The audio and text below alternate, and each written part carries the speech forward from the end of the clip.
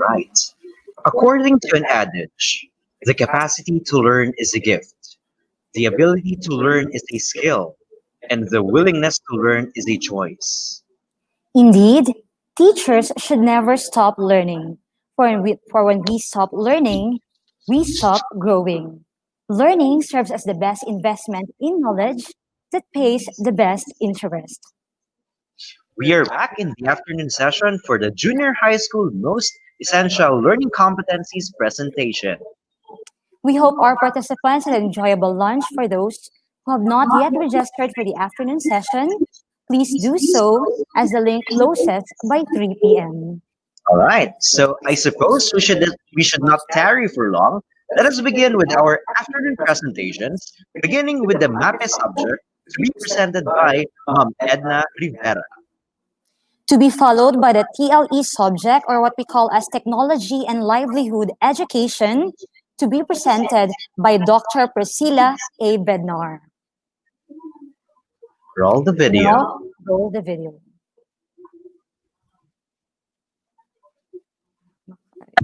Hello everybody, this is Edna Rivera from Intel Comprehensive High School at your service, ang inyong ultimong sinubuan sa MAPE.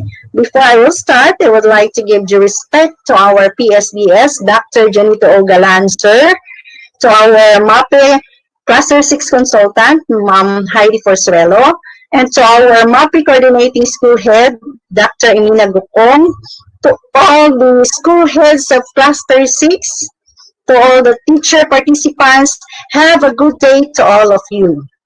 My task for today is to present to all of you the most essential learning competencies in secondary level from grade 7 to 10. So I will show you now the process of identifying the MELCs from the 3 to 12 curriculum guide down to the essential learning competencies to the most essential learning competency. So the 3 to 12 most essential learning competencies, or the MELC, are not a departure from the K to 12 curriculum. Standards are retained. Focus on the attainment of the 21st century skills. The codes and tag materials are retained for merged and retained competencies. All learning areas will still be taught. As a general rule, learning competencies are retained, merged or clustered, dropped, or rephrased. Okay, we have here a sample of MELC in the different components of MAPE. Let's start off with music. In grade 7, quarter 1, it says demonstrates the melodic culture with movement. It was being rephrased into demonstrates melodic culture through movement, music writing on paper or on air, or visual imagery. And for the arts, grade 7, quarter 1, determine the role or function of an artworks by evaluating their utilization and combination of art elements and principles. So instead of determining, it will be rephrased into explain the role or function of artworks by evaluating their utilization and combination of art elements and principles. And for physical education, grade 7, quarter 1, describes the difference between slow and fast, heavy and light, free and bound movement. Instead of describing, it was rephrased into demonstrates the difference between slow and fast, heavy and light, free and bound movements.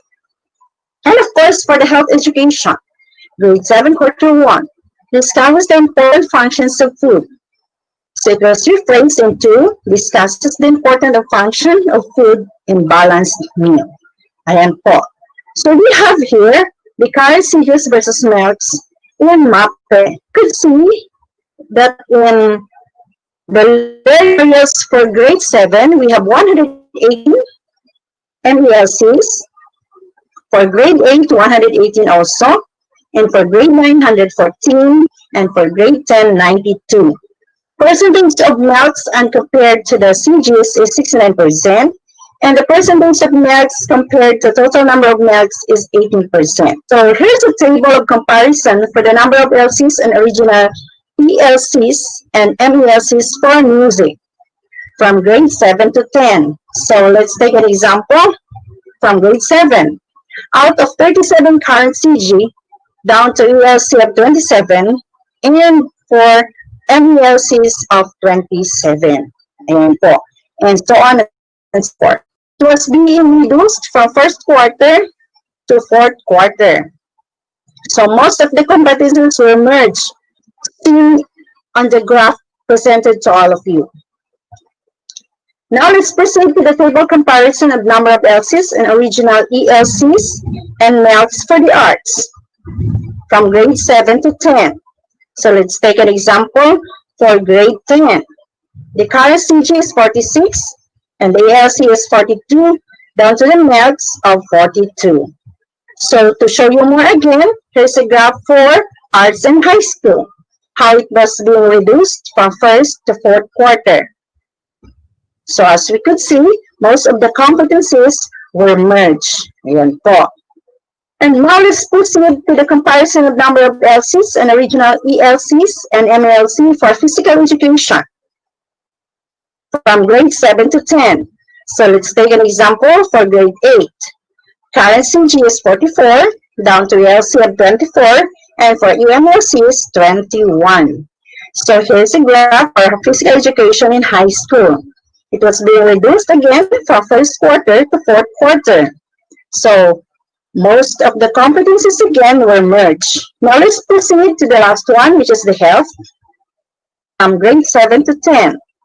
So we have here an example for grade 9. Ayan po. Current CG is 32, ELC is 29, and the MELC is down to 28. So those are the different table comparison for the LCs down to ELCs and MELCs. Now we have the most essential learning competencies. How to use the MELC. I will give you one example in grade 7, first quarter. This is just an example, ladies and gentlemen.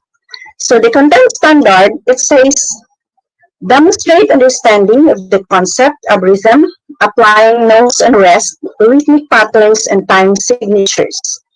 So in the performance standard, the learner responds to beats in music heard with appropriate conducting patterns of 2-4, 3-4, 4-4, and 6-8. It was divided in the most essential learning competencies that the learner should know how to identify the values, how to differentiate hourly, and how to demonstrate the conducting gestures, and how to create the rhythmic patterns in the time signature. It has a duration of 8 weeks. Ayan po. So you could see there how they are going to perform the different activities. Now, add more subtopics of Aralin in every MELC. No? So it was advised that we could add more topic. Then let's proceed to the arts. In the content standard, the learner demonstrates understanding of the use of lines, shapes, colors, texture, and the principles of emphasis and contrast in drawing a logo and own cartoon character using technologies in drawing. So we are already applying the new technology here. So in the performance standard, the learner creates concepts through art processes, elements, and principles using new technologies, hardware, and software to create personal or class logo, design cartoon character on the spot using new technologies. So the learner in the most essential learning competencies are decide to discuss the concept, explain the elements, applies the concept. He can also utilize art skills in using new technologies. He can also create personal or class logo. He can explain ideas about logo. He can explain the elements and principles applied in comic art. He can apply concepts and the steps or procedures in cartoon character making. And he can utilize his art skills in using new technologies. So we have a duration of 6 weeks. And now, for the grade 7 physical education.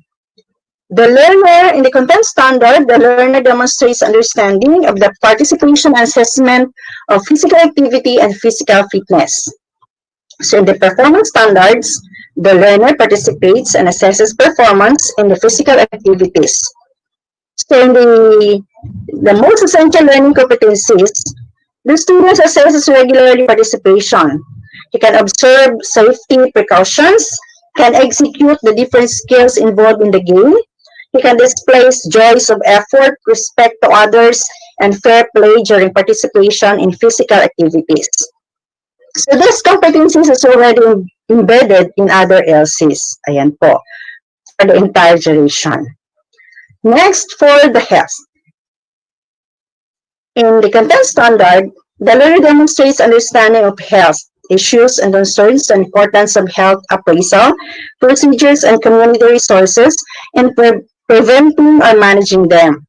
So in the performance standards, practices self-management skills to prevent and control personal health issues and concern. So in the most essential learning competencies, the learner describes personal health. He can demonstrate self-management. He can explain the importance of undergoing health appraisal procedures. He can regularly undergo health appraisal procedures. He can identify community health resources and facilities that may be utilized to address a variety of personal health issues and concern. So we have also duration of week 8. Okay, ayan po. Our different topics will be divided into mostly into 6 to 8 weeks.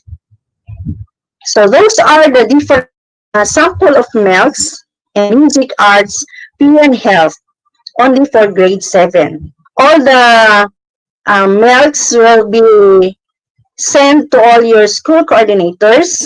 We have already a soft copy prepared for all of you and all the modules.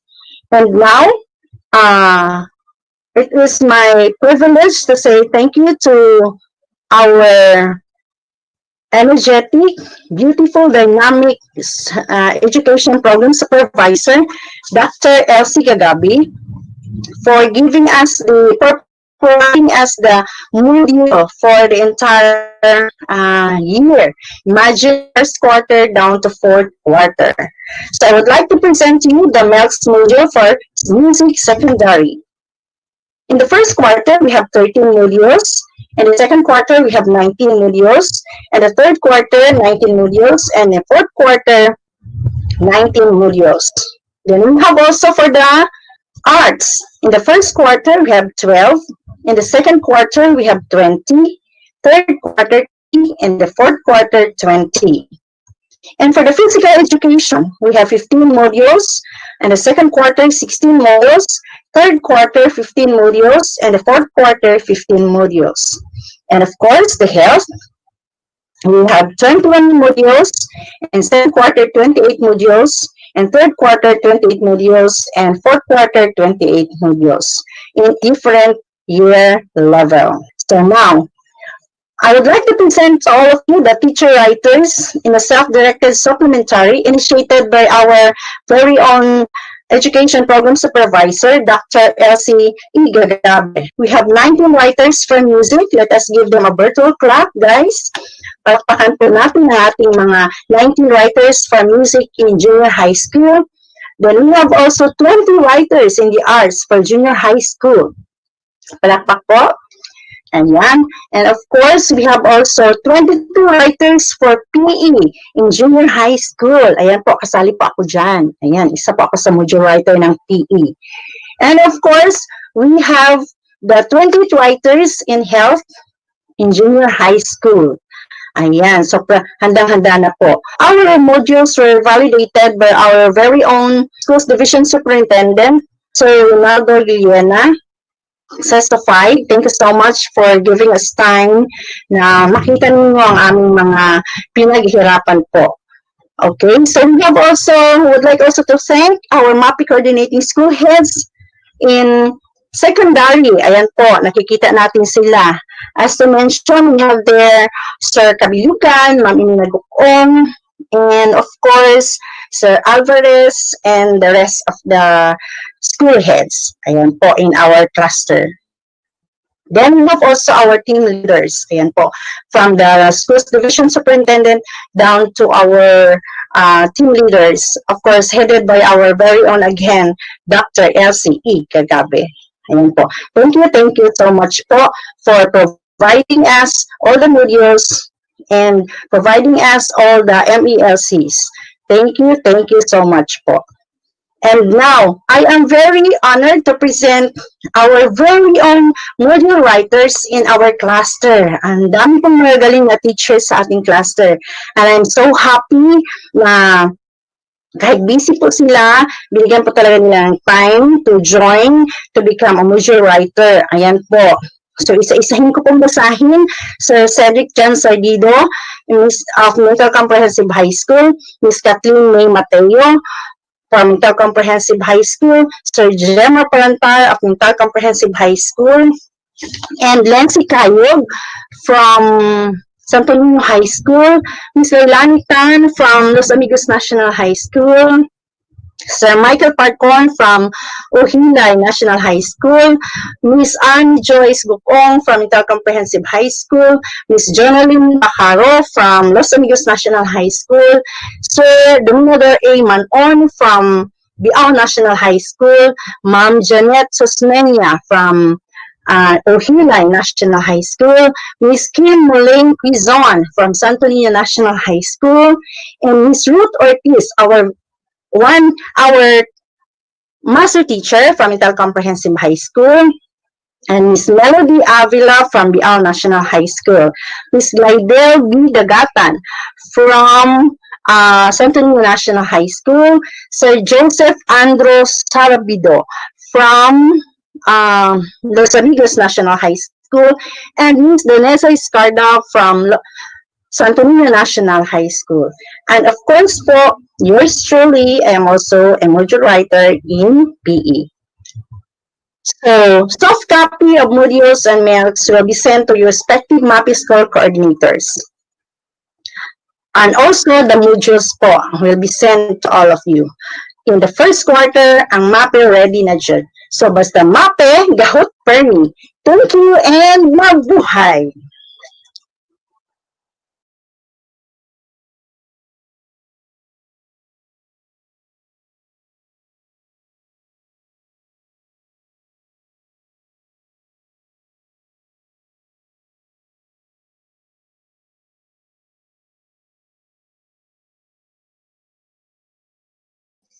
Coordinators.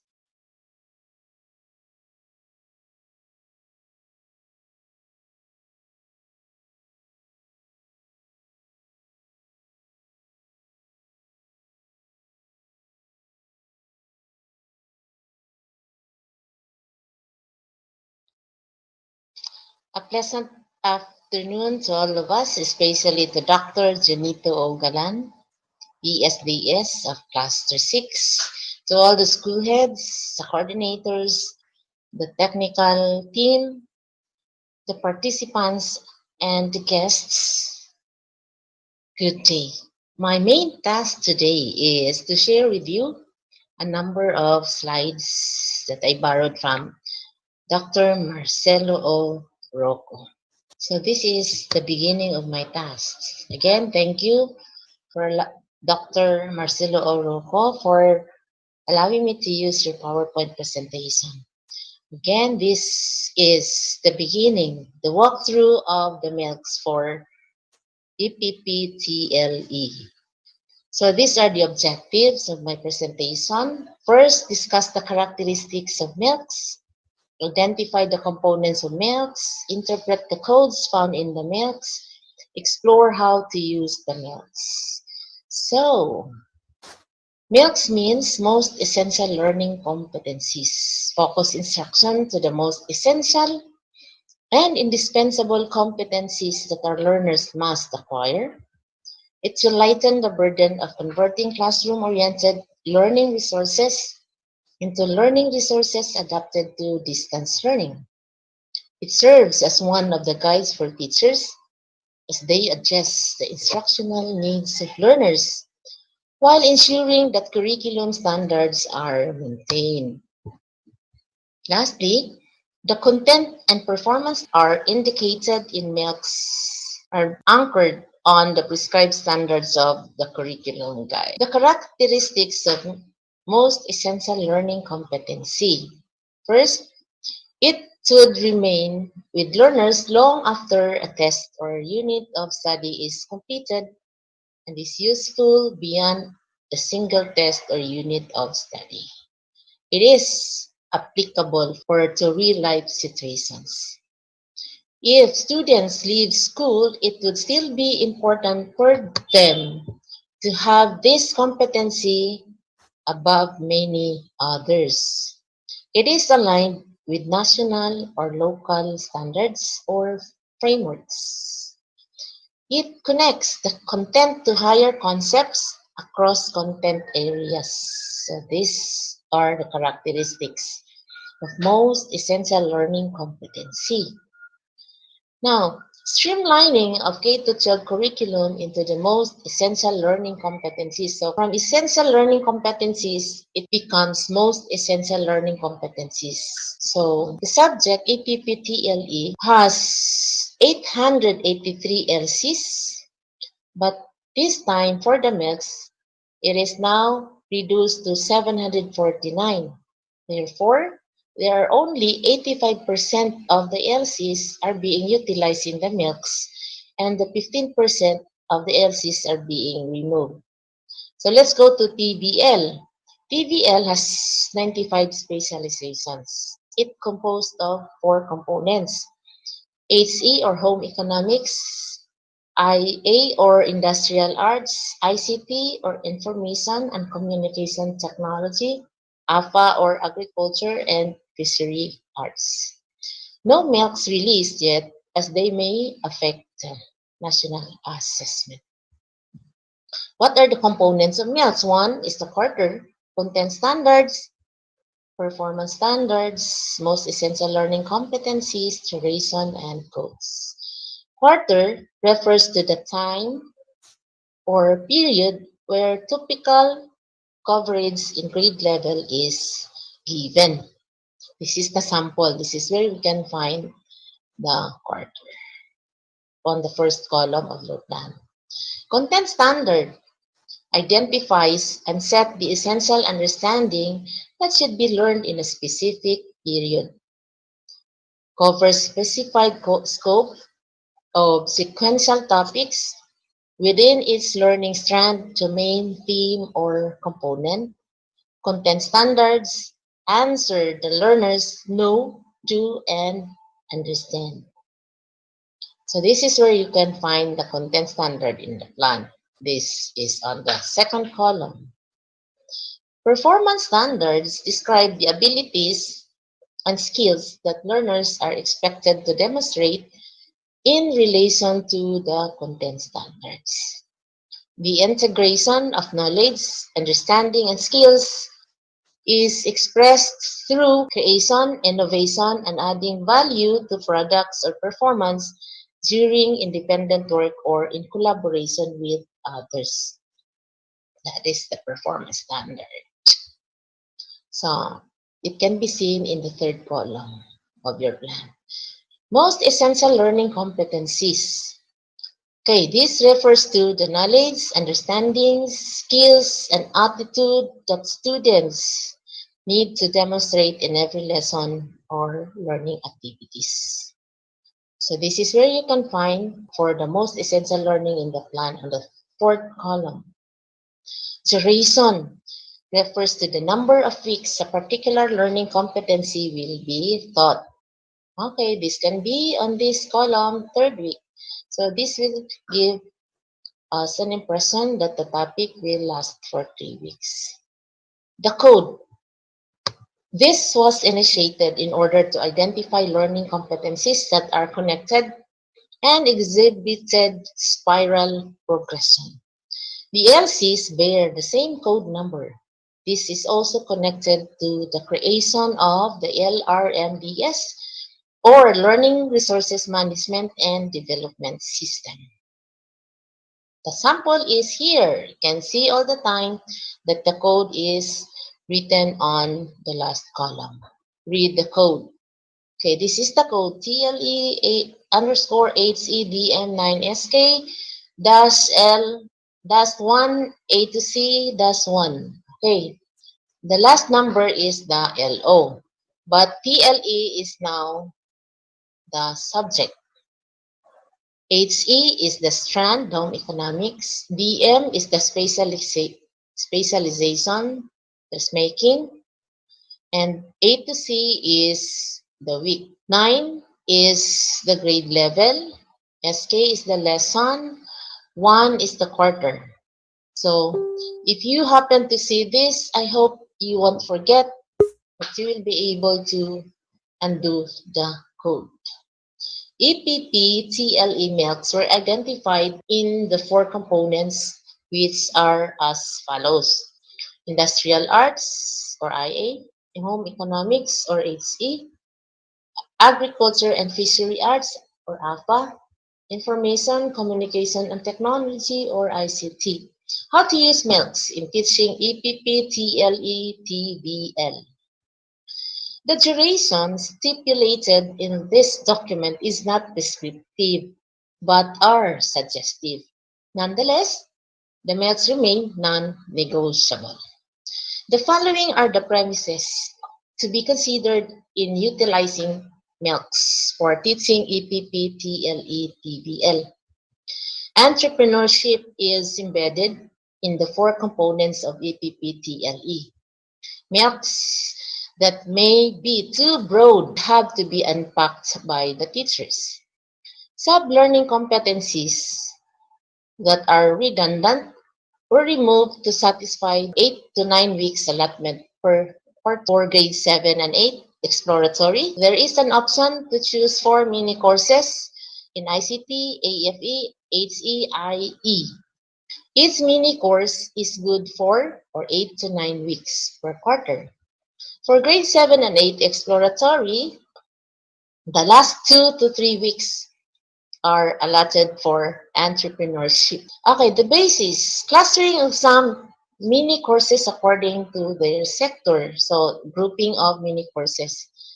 Consideration that they have the same tools, equipment, materials, and competencies. First, mini courses agriculture production in C1 and C2 and horticulture combined in one curriculum guide. So, wants to look for the milks, refer to the milks for milk crop production sector. Another example, group together carpentry, masonry, plumbing, welding, EIM, EPAS. So you will be using the milks for construction sector. Basis 2, combining the learning competencies to simplify the teaching days without omitting the whole value. Let us look into it. Curriculum guide, most essential learning competencies. Okay? So combining, select farm tools according to use. In the milk, select a farm tool and equipment. So try to check what happened to the milks, LO1. Okay? LO1.1, identify farm tools for faults. In the milks, identify farm tools and equipment according to use. There's an additional equipment according to use. Let's go to number 3. Use appropriate tools for the job requirement according to manufacturer's specification and instruction. So in the milk, use appropriate tools and equipment for the job requirement according to manufacturer's specification and instruction. It's almost the same. So there's another sample below. So let's just proceed to the next basis. Rephrasing the standards to make it clearer for the teachers to understand its content. Let's see the curriculum guide column and most essential learning competencies column. Let's check. Before, the content standard states the learner demonstrate an understanding of estimation and basic calculation. For the milks, the learner demonstrates an understanding of estimation and basic calculation needed in the workplace. So there is another additional phrase. For the performance standards in the curriculum guide, it says the learner accurately performs estimation and basic calculation. And look at what happened at the MELC's performance standards. The learner accurately performs estimation and basic calculation needed in the workplace. There is an additional phrase for clearer understanding. Sample of competency lesson 4. Apply safety measures in farm operations. In the MELC's, lesson 4, apply safety measures in fishery farm operations. Okay? So the next slide, general information. For most of the TLE-TVL specializations, the curriculum guides remain as is. MELCs were not identified because the competencies are based on the training regulations, TR of TESDA, which were amended or modified for present situation, but will be delivered through flexible learning modes as stated in TESDA's Circular Number 62 Series of 2020. However, regardless of the learning modalities, nominal hours remain the same except for the following suggested specializations.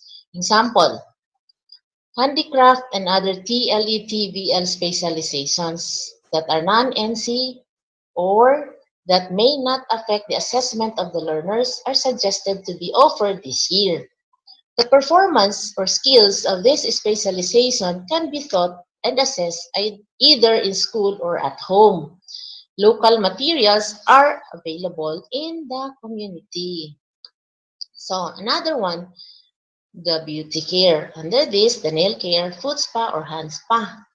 Then the hairdressing, barbering, and other TLE and TVL specializations. Similar to this are also recommended to be offered this year. These have national certification assessment, but the performance or skills can be taught and assessed either in school or at home. Sample myths for these specializations are suggested to be used. For DLE-TVL specializations, consider the resources available in school, at home, or in the community in choosing which course or courses to be offered since health is of utmost concern. In instances where the learners cannot physically attend the class, the learners should still be able to perform the tasks as stated in the CG. On the other hand, in cases where competencies are not feasible or not attainable due to various circumstances, the teacher may give an alternative activity provided it is aligned with the substituted learning competencies. Nice to hear all this information. I hope it's very clear in our hearts, in our mind, everything that we're going to do for this school year. So, thank you. May God protect us always. And also, thank you to Dr. Marcelo Oroco for the PowerPoint he made, for allowing me to use it.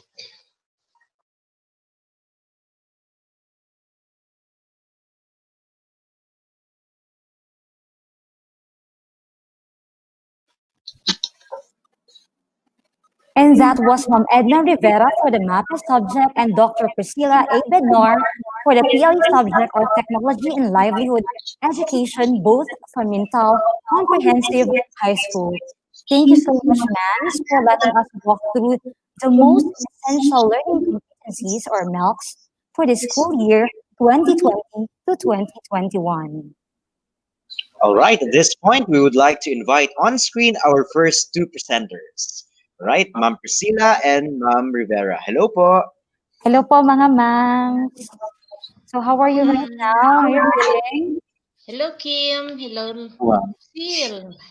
Okay Pleasant po. afternoon to you Yes both. po, good afternoon mga ma'ams. So, congratulations for a job well done presentation. And anything that you would like to share to our audience right now, or educators or teachers from the Cluster 6? Let's start with Ma'am Edna Rivera. Ma'am.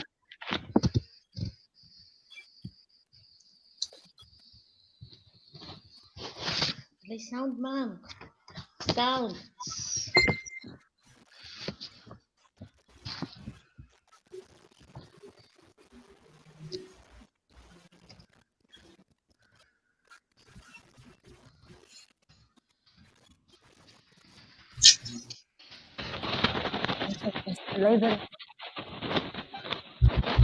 Alright, so siguro kay ano po muna tayo kay Ma'am Priscilla. By the way, Ma'am, what can you say to our TLE teachers, especially na parang mas naging challenging po yung pagtuturo ng TLE these days? Oh, yes, that's correct. Him. For us, this is the hardest moment in our teaching career. Remember, we have to teach them through, if ever we will be using the virtual learning modality. It's so hard for us actually, but we will try to really make sure that we will be able to sustain quality education in the new normal situation through dedication, service, and excellence. So, just hoping that all the TLE teachers will be able to embrace the new normal nowadays. No matter what, we will have to do our task, to do our work, so that our future self will be thanking us in in the coming time. So we have to really see to it that everything is being prepared so that our learners will really easily grasp the lesson that we want to impart to them, because it is really a very challenging situation. We have to also tap our parents so that these aims and objectives of the week or of the day will be able to transfer to be transferred to the learners as we hope to. So, as DepEd personnel, we will just try to deliver our excellent service to our clientele, Sir Ben and Ma'am Lucelle. Thank you And so much. Alright. for that, I Yes. would like to greet our PSDS. I know it's been my inspiration. Thank you, Dr. Junito Ogalan, for helping us to be formed as what we are now. You've been so supportive and you've been so smart. You've been um, making us what we are now. Thank you so much. Also to the school heads of Cluster 6 who are equally smart and very responsible, especially in implementing all the tasks that they should do for the Department of Education, especially Cluster 6. Thank you. Alright. All right. So thank you so much, Mom, for the substantial insights and message that you've shared a while ago. True enough, we've learned so much from you, ma'am. So let's go back to Ma'am Edna M. Rivera. Ma'am, for the MAPE, anything that you would like to share to the audience or to every teachers who are listening right now? Walay udyo.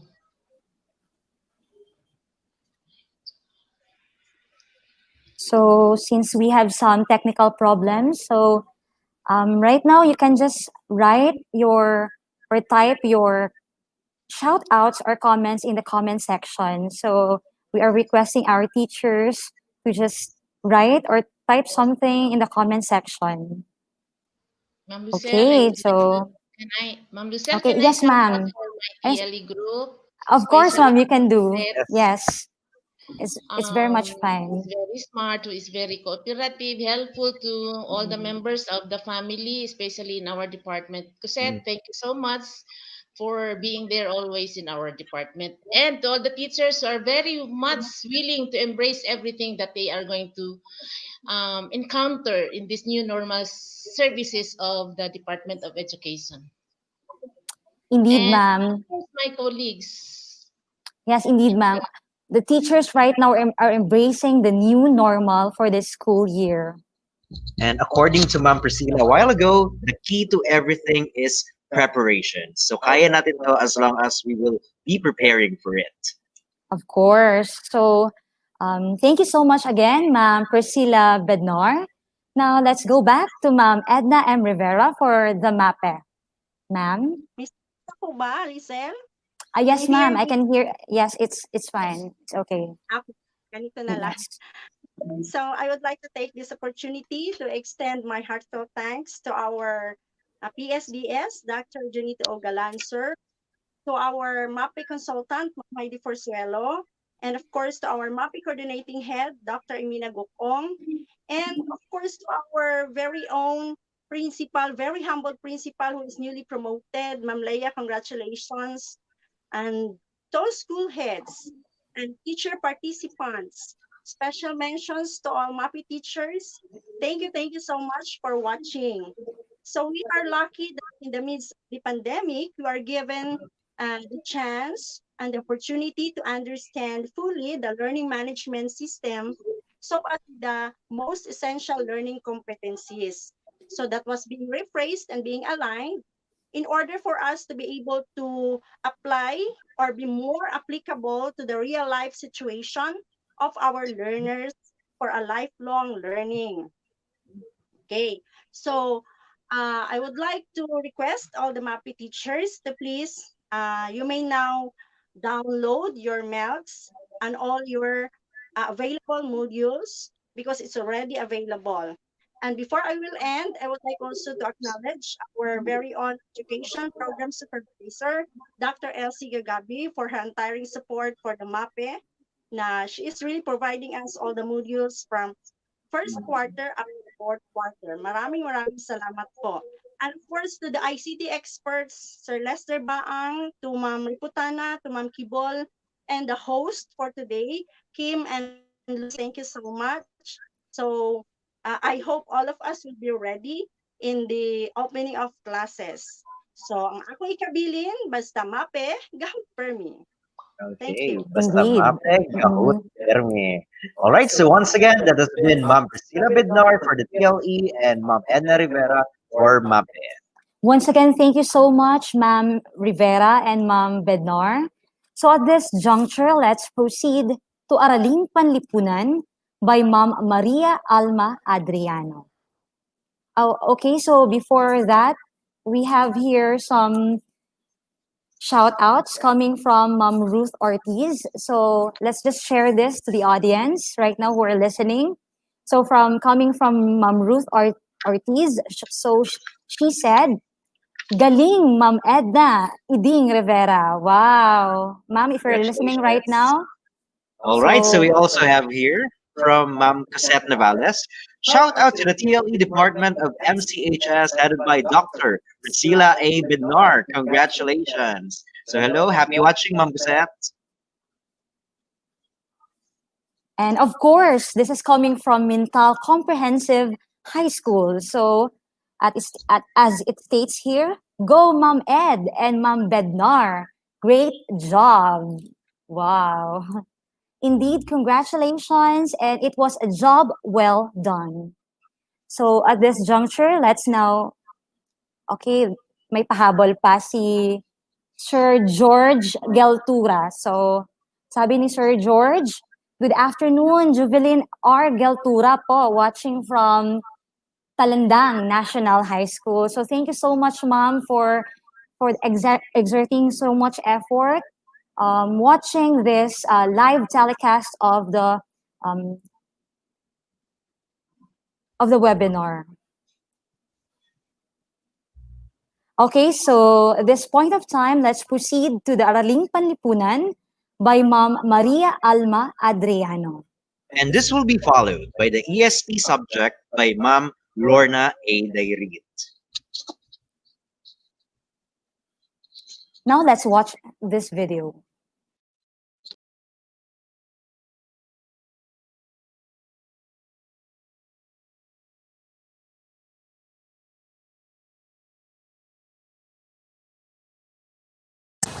Rinaldo M. Villena, CISO 5, the School Division Superintendent, Araling Palipunan Education Program Supervisor, Amelia Lacerna, Janito Ugalan, Public School District Supervisor, Leia M. Camilutes, Mintal Comprehensive High School Principal 2, Cluster 6 teachers and stakeholders, good day. In my behalf, Mrs. Catherine Landiliar, Teacher 2 from Los Amigos National High School, will present the MELS in Araling Palipunan from grades 1 to 6. And Mr. Alvin P. Aquitania, Teacher 1 from Matina Biao National High School, will present the MELS in Araling Palipunan from grades 7 to 10.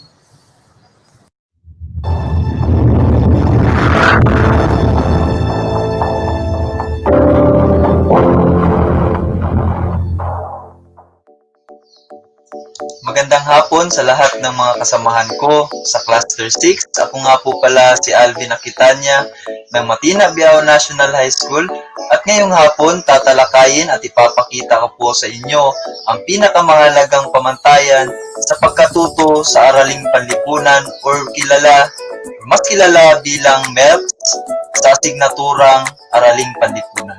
Makikita sa inyong mga screen ang mga layunin ng MELS or Most Essential Learning Competencies sa asignaturang araling panlipunan. Una na rito ay ang matulungan ang mga guro na matukoy ang mahalagang pamantayang pagkatuto upang mabigyan ito ng prioridad.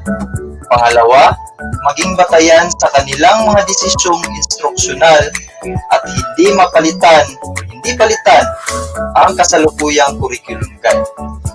Ngayon, inyo pong makikita ang kabuuang bilang ng pamantayang pampagkatuto sa araling panlipunan mula baitang 1 hanggang 10. Una ay sa baitang 1, meron tayo sa current CG or Curriculum Guide na 63. Meron din tayong ELC or Essential Learning Competencies na 31 which is 49.21% ng current CG. At meron po tayong 29 MELS or Most Essential Learning Competencies which is 46.03%. Pangalawa or sa ikalawang baitang meron po tayong 34 CG which is 17% or 50% ng ELC or Essential Learning Competencies, 28 MELS or Most Essential Learning Competencies.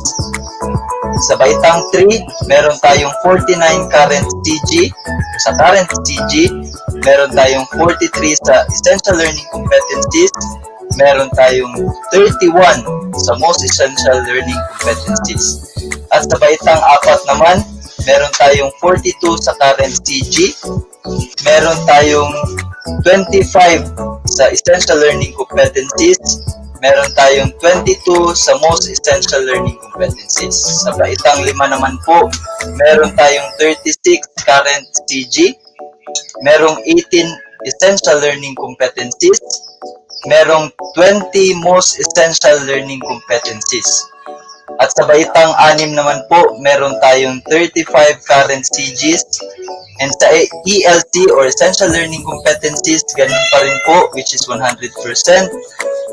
At meron po tayong 26 Most Essential Learning Competencies. Sa baitang 7 naman po, meron tayong 81 CG or 81 CG. Merong 43 Essential Learning Competencies, 24 Most Essential Learning Competencies. At sa grade 8 naman po, meron tayong 43 current CG, 31 Essential Learning Competencies, meron tayong 24 Most Essential Learning Competencies.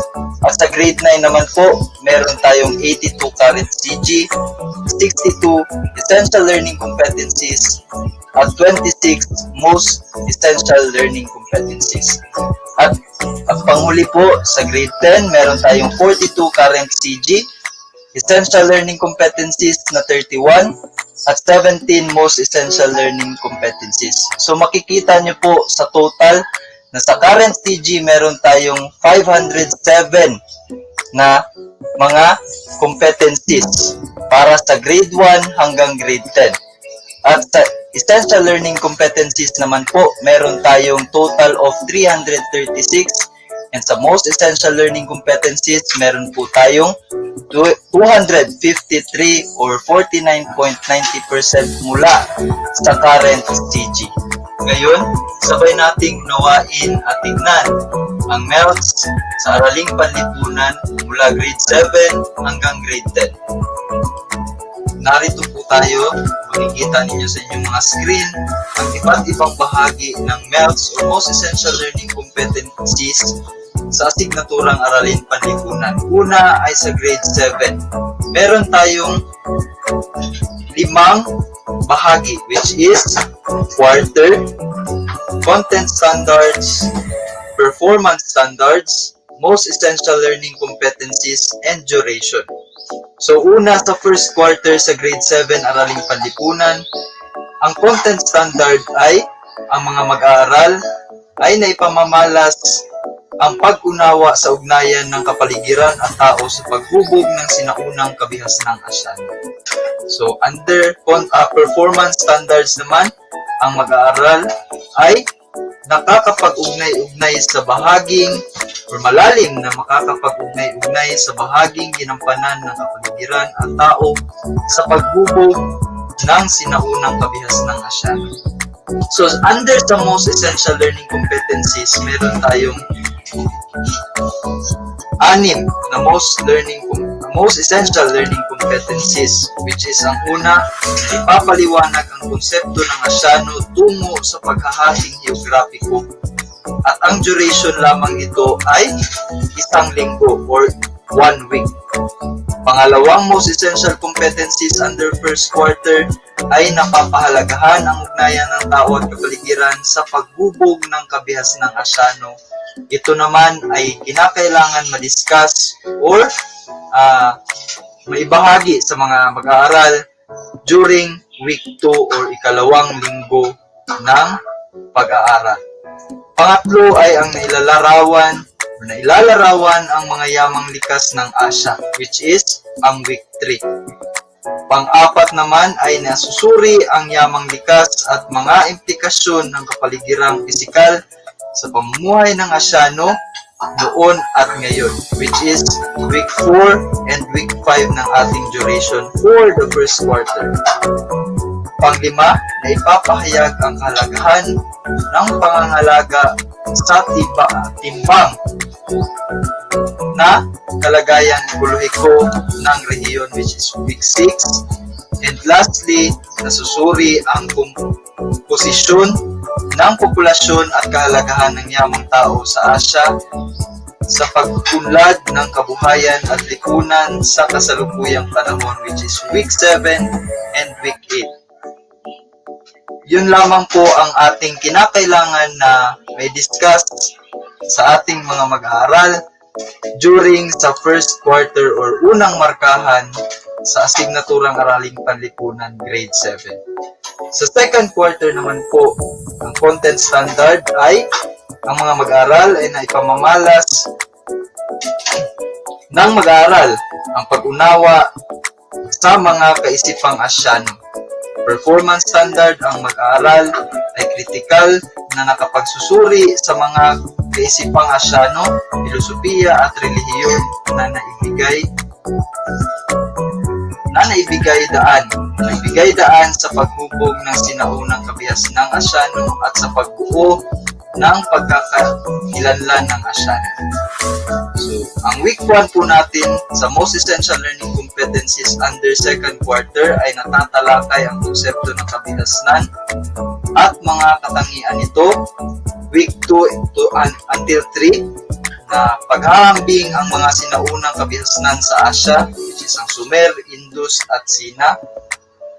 Pangatlo ay ang natataya ang impluensya ng mga kaisipang Asyano sa kalagayang panlipunan at kultura sa Asya, which is week 4 ng second quarter. Panglima, napapahalagahan ang mga kaisipang Asyano na nagbigay daan sa paghubog ng siniunang kabihasnan sa Asya at sa pagbuo ng pagkikilala or pagkakakilanlan Asyano, which is week 5 ng second quarter. Next ay ang nasusuri ang kalagayan at bahaging ginampanan ng kababaihan mula sa sinaunang kabihasnan at ikalabing-anim na siglo, which is week 6 and week 7 ng ating second quarter o ikalawang markahan. At ang panghuling most essential competencies sa ikalawang markahan, napapahalagahan ang mga kontribusyon ng mga sinaunang lipunan at komunidad sa Asya, which is week 8. Dumako naman po tayo sa ating third quarter content standard. Ang mag-aral ay naipamamalas ang pag-unawa sa pagbabago, pag-unlad, at pagpapatuloy sa Timog at Kanlurang Asya sa tradisyonal o transisyonal at makabagong panahon. Under performance standards, meron po tayong nakakapagsagawa ng kritikal na pagsusuri sa pagbabago, pag-unlad at pagpapatuloy sa Timog at Kanlurang Asya sa transisyonal at makabagong panahon. So under sa most essential learning competencies, una, nasusuri ang mga dahilan, paraan at epekto ng kolonyalismo at imperialismo ng mga kaluranin sa unang yugto. Ika-16 at ika-17 siglo pagdating nila sa Timog Kanlurang Asya, which is week 1 until week 2 po. Next, nasusuri ang mga salik, pangyayaring at kahalagahan ng nasyonalismo sa pagbuo ng mga bata sa Timog at Kanlurang Asya, which is week 3 po. Next, natatalakay ang karanasan at implikasyon ng digmaang pandaigdig sa kasaysayan ng mga bansang Asyano, which is week 4. Next, nasusuri ang kaugnayan ng iba't ibang ideolohiya sa pag-usbong ng nasyonalismo at kilusang nasyonalista, which is week 4. Susunod naman po, nasusuri ang karanasan at bahaging ginagampanan ng mga kababaihan tungo sa pagkakapantay-pantay, pagkakataong pang-ekonomiya at karapatang pampolitika, which is week 5. Sa week 6 naman po, ang most essential learning competencies natin is napapahalagahan ang bahaging ginampanan ng nasyonalismo sa pagbibigay wakas sa imperialismo sa Timog at Kanlurang Asya. Week 7 naman po, natataya ang bahaging ginampanan ng relihiyon sa iba't ibang aspeto ng pamumuhay. Next, nasusuri ang mga anyo, tugon at epekto sa neokolonyalismo sa Timog at Kanlurang Asya. Susunod naman po ay napapahalagahan ang mga kontribusyon ng Timog at Kanlurang Asya sa kulturang Asyano. So yun po ang kinakailangan natin na maturo at malaman ng mga mag-aaral during sa third quarter ng grade 7 Araling Panlipunan. Last naman po is ang fourth quarter. Meron tayong content standard na napapahalagahan ang pagtugon ng mga Asyano sa hamon ng pagbabago, pag-unlad, pagpapatuloy ng silangan at Timog Silangang Asya sa transisyonal at makabagong panahon.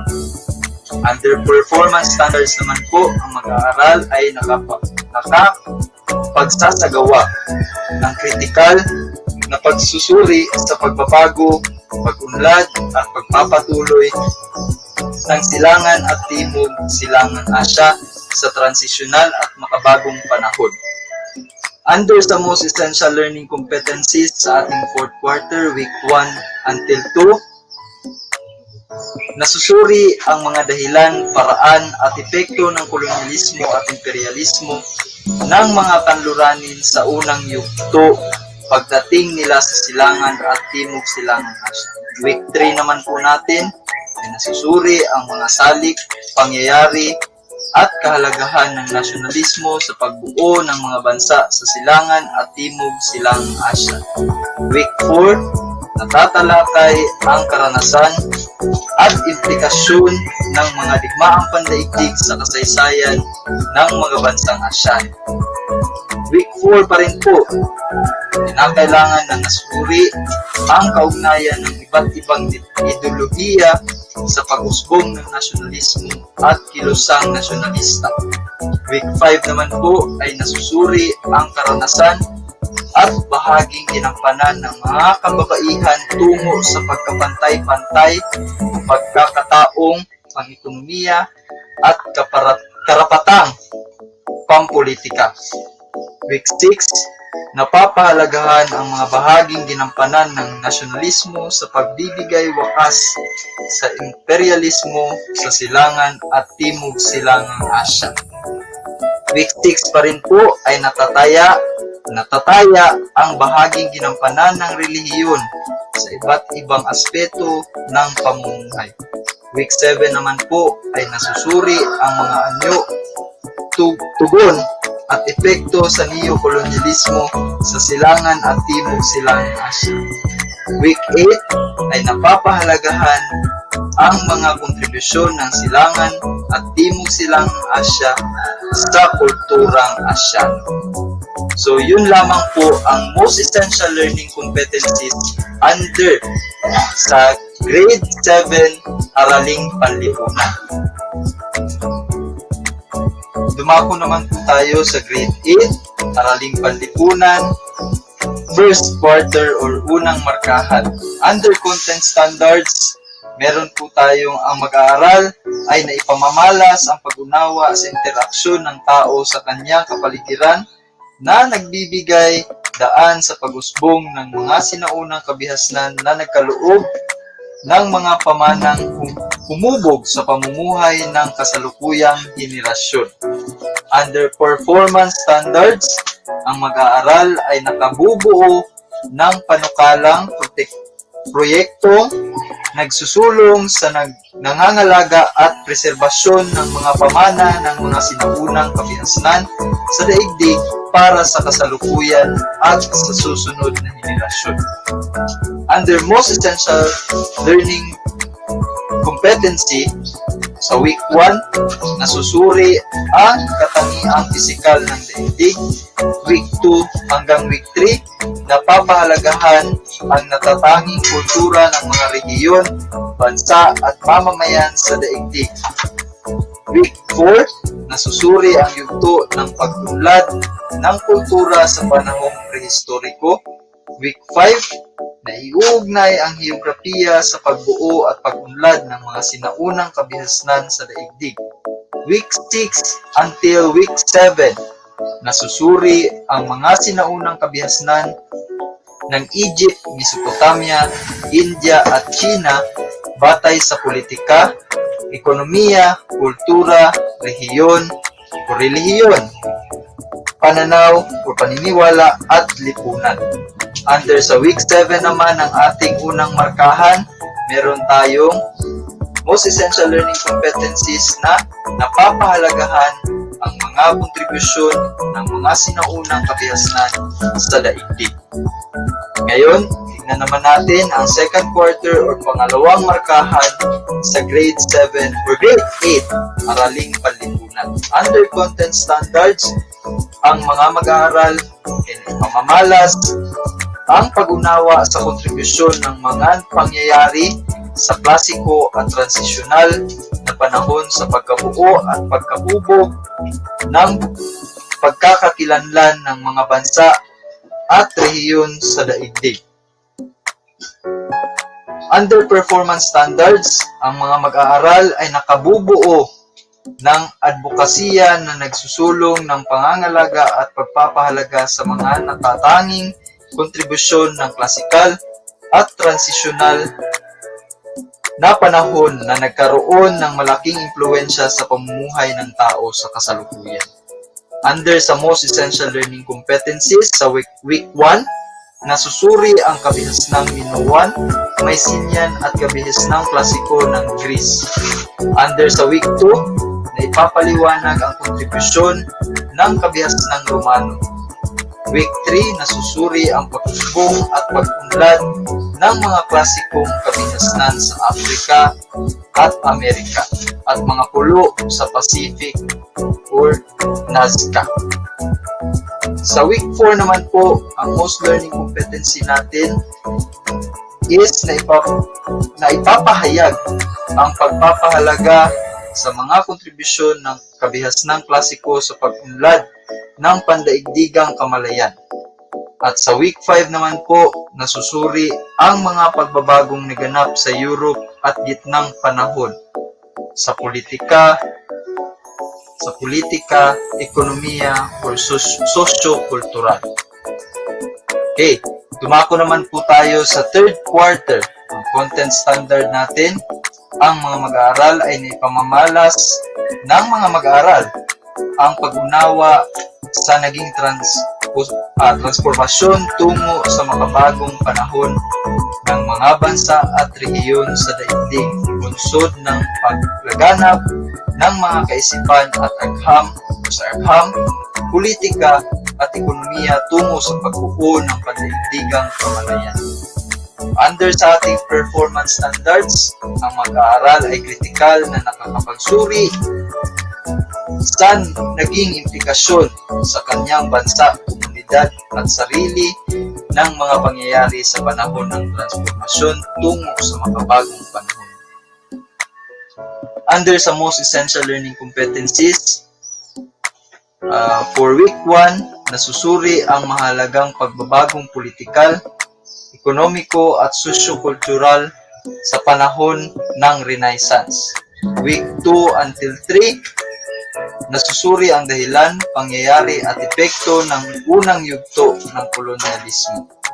Sa week 4 naman po, nasusuri ang dahilan, kaganapan at epekto ng revolusyong siyentipiko, enlightenment at industriya.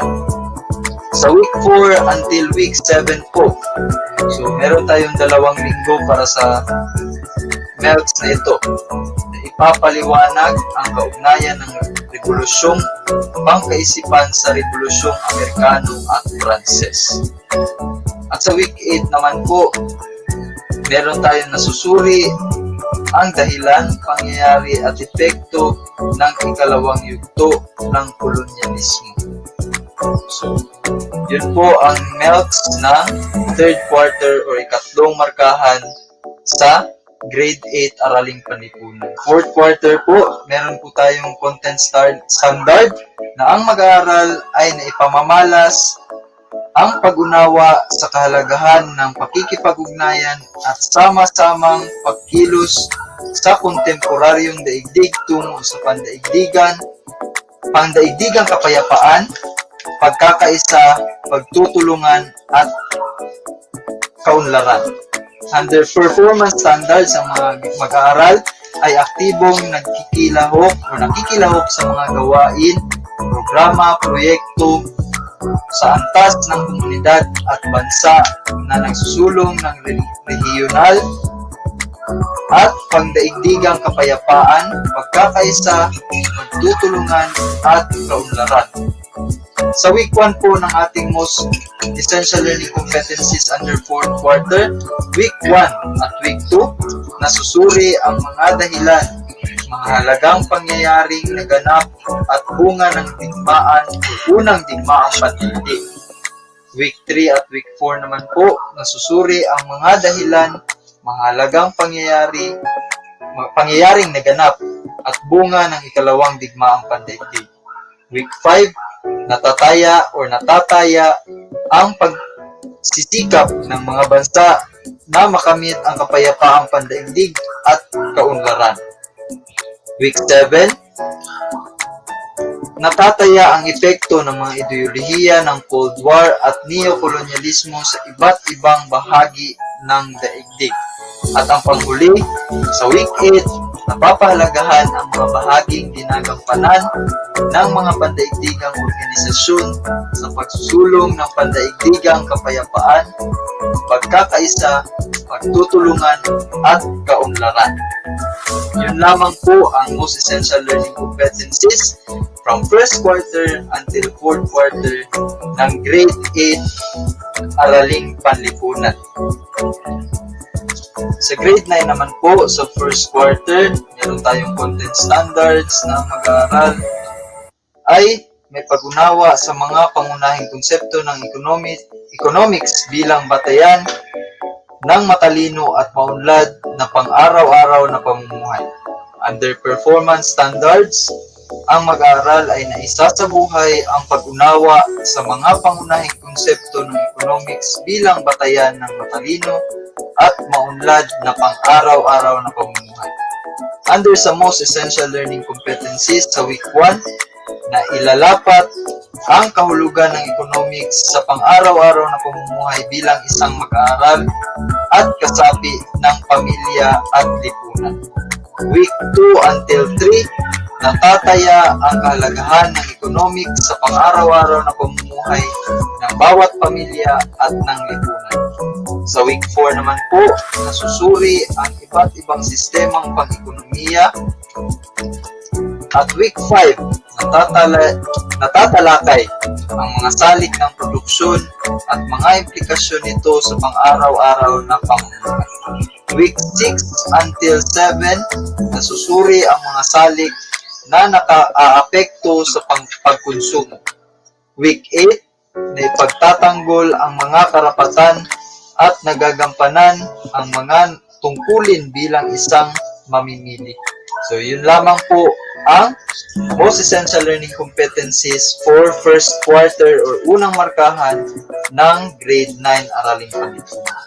Second quarter naman po, under content standards, ang mag-aaral ay may pag-unawa sa mga pangunahing kaalaman sa ugnayan ng pwersa ng demand at supply at sa sistema ng pamilihan bilang batayan ng matalinong pagdedesisyon ng sambahayan at bahay kalakal tungo sa pambansang kaunlaran. Under sa performance standards naman po, ang mag-aaral ay critical na nakapagsusuri ng mga pangunahing kaalaman sa ugnayan ng pwersa ng demand at supply at sistema ng pamilihan bilang batayan ng matalinong pagdedesisyon ng samahan o sambahayan at bahay kalakal tungo sa pambansang kaunlaran. So sa most essential learning competencies, week 1 until 2, natatalakay ang konsepto at salik na nakakaapekto sa demand sa pang-araw-araw na pamumuhay. Sa week 3 to 4 naman po, natatalakay ang konsepto at salik na nakakaapekto sa supply sa pang-araw-araw na pamumuhay. Sa week 5 naman po, ipapaliwanag ang interaksyon ng demand at supply sa kalagayan ng presyo ng pamilihan. Week 6 to 7, nasusuri ang kahulugan at iba't ibang istruktura ng pamilihan. At ang week 7, o ang huling most essential learning competencies for second quarter, ay napapahalagahan ang bahaging ginagampanan ng pamahalaan sa regulasyon ng mga gawaing pangkabuhayan. So dumako naman po tayo sa third quarter. Under content standards, ang mag-aaral ay naipamamalas ang pag-unawa sa mga pangunahing kaalaman tungkol sa pambansang ekonomiya bilang kabahagi sa pagpapabuti ng pamumuhay ng kapwa mamamayan tungo sa pambansang kaunlaran. Under sa performance standards, ang mag-aaral ay nakakapagmungkahi ng mga pamamaraan kung paano ang pangunahing kaalaman tungkol sa pambansang ekonomiya ay nakakapabuti sa pamumuhay ng kapwa mamamayan tungo sa pambansang kaunlaran. Week 1 until 2 ng ating most essential learning competencies sa Araling Panlipunan grade 9, ipapaliwanag ang bahaging ginagampanan ng mga bumubuo sa paikot na daloy ng ekonomiya. Week 3, nasusuri ang pamamaraan at kahalagahan ng pagsukat ng pambansang kita. Week 4 to 5, natatalakay ang konsepto, dahilan, epekto at pagtugon sa inflasyon. Week 6, nasusuri ang layunin at pamamaraan ng patakarang pisikal. At Week 7, nasusuri ang layunin at pamaraan ng patakarang pananalapi.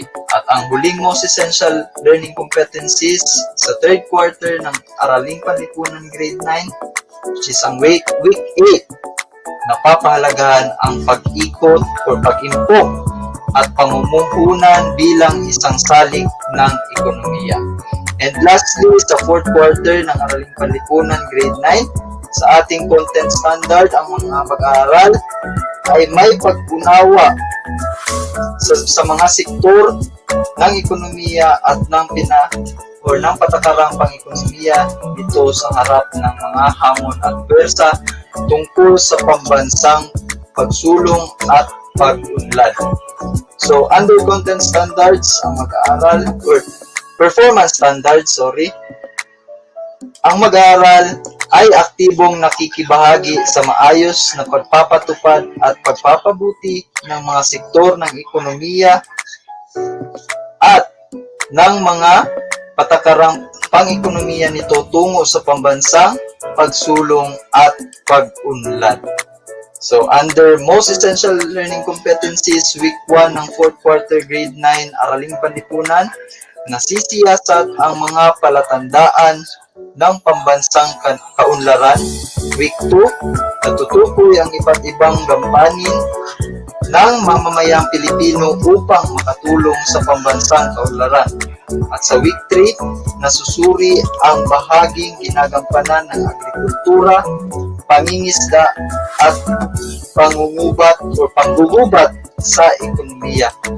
Sa week 4 naman po, nasusuri ang mga dahilan at epekto ng suliranin ng sektor ng agrikultura, pangingisda at panggugubat. Sa week 5 naman po, nabibigyang halaga ang mga patakarang pang-ekonomiya na nakakatulong sa sektor ng agrikultura. Okay? Sa week 6 naman po, nabibigyang halaga ang mga ginampanan o gampanin ng sektor ng industriya at mga patakarang pang-ekonomiyang nakakatulong dito. Week 6 pa rin po, nabibigyang halaga ang mga gampanin ng sektor ng paglilingkod at mga patakarang pang-ekonomiyang nakatutulong dito. Week 7 naman po ay ang nabibigyang halaga ang mga gampanin ng informal na sektor at mga patakarang pang-ekonomiyang nakatulong dito. And lastly, sa 4th quarter grade 9, sa Araling Panlipunan ay nasusuri ang pang-ekonomikong ugnayan at patakarang panlabas na nakatulong sa Pilipinas. Sa huling grade level po, grade 10, sa first quarter o unang markahan, ang content standards natin ay ang mag-aral ay may pag-uunawa sa mga sanhi ng implikasyon ng mga hamong pangkapaligiran upang maging bahagi ng pagtuon ng makapagbubuti sa pamumuhay ng tao. Performance standards, ang mag-aaral ay nakabubuo ng angkop na plano sa pagtugon sa among pangkapaligiran tungo sa pagpapabuti ng pamumuhay ng tao. Tapos sa most essential learning competencies po sa week 1, nasusuri ang kahalagahan ng pag-aaral ng contemporary issue. Week 2 to 3, natatalakay ang kalagayan, suliranin at pagtugon ng isyong pangkapaligiran ng Pilipinas. Week 4, Natutukoy ang mga paghahandang nararapat gawin sa harap ng panganib na dulot ng mga suliraning pangkapaligiran. Week 5 to 6 naman po, nasusuri ang kahalagahan ng kahandaan, disiplina at kooperasyon sa pagtugon ng mga hamong pangkapaligiran. At week 7 to 8 na isasagawa ang mga angkop na hakbang ng CBDRRM plan. Sa second quarter naman po, tingnan niyo po sa inyong mga screen, ang content standards ay ang mag-aaral ay may pag-unawa sa sanhi ng implikasyon o sanhi at implikasyon ng mga lokal at pandaigdigang isyong pang-ekonomiya upang mapaunlad ang kakayahan sa matalinong pagpapasya tungo sa pambansang kaunlaran. At sa performance standards naman po, ang mag-aaral ay nakabubuo ng pagsusuring papel sa mga isyong pang-ekonomiyang nakakaapekto sa kanilang pamumuhay. Most essential learning competencies po nito sa week 1 to 2, nasusuri ang dahilan, dimensyon at epekto ng globalisasyon. Week 3 to 4, na ipapaliwanag ang kalagayan, suliranin at pagtugon ng isyu ng paggawa sa bansa. Week 5 to 6, nasusuri ang dahilan at epekto ng migrasyon dulot ng globalisasyon. Week 7 to 8, na ipapahayag ang saloobin tungkol sa epekto ng globalisasyon. At sa ating pangatlong markahan, content standards, ang mag-aaral ay nakagagawa ng mga malikhaing hakbang na nagsusulong ng pagtanggap at paggalang sa iba't ibang kasarian upang maitaguyod ang pagkakapantay-pantay ng tao bilang kasapi ng pamayanan. At sa performance standards, ang mag-aaral ay may pag-unawa sa mga epekto ng mga isyu at hamon ng mga kaugnayan na may kaugnayan sa kasarian at lipunan upang maging aktibong tagapagtaguyod ng pagkakapantay-pantay at paggalang sa kapwa bilang kasapi ng pamayanan. At ang most essential learning competencies po sa third quarter ng grade 10 Araling Panlipunan, week 1 to 2, ay natatalakay ang mga uri ng kasarian at sex at gender roles sa iba't ibang bahagi ng daigdig. Sa week 3 to 4 naman po ay nasusuri ang diskriminasyon at diskriminasyon sa kababaihan, kalalakihan at LGBT community. Week 5 to 6 po, napapahalagahan ang tugon ng pamahalaan at mamamayang ng Pilipinas sa mga isyu ng karahasan at diskriminasyon. Week 7 to 8, nakagagawa ng hakbang na nagsusulong ng pagtanggap at paggalang sa kasarian na nagtataguyod ng pagkapantay-pantay ng tao bilang kasapi ng pamayanan. At sa huli, sa fourth quarter, content standards natin ay ang mag-aaral ay may pag-unawa sa kahalagahan ng pagkamamamayan at pakikipaglahok ng sa mga gawaing pansibiko tungo sa pagkakaroon ng pamayanan at bansang maunlad, mapayapa at may pagkakaisa. At sa performance standards naman po, ang mag-aaral ay nakakagawa ng pananaliksik tungkol sa kalagayan ng pakikilahok sa mga gawaing pansibiko at politiko sa mga mamamayan sa kanilang pamayanan. Tapos sa most essential learning competencies po natin sa 4th quarter grade 10 Araling Panlipunan, na ipapaliwanag sa week 1 to 2 ang kahalagahan ng aktibong pagmamayan. Sa week 3 to 4 naman po ay nasusuri ang kahalagahan ng pagsusulong at pagpapangalaga sa karapatang pantao sa pagtugon ng mga isyu at hamong panlipunan. Sa week 5 to 6 naman po ay natatalakay ang mga epekto ng aktibong pakikipaglahok ng mamamayan sa mga gawaing pansibiko sa kabuhayan, politika, at lipunan.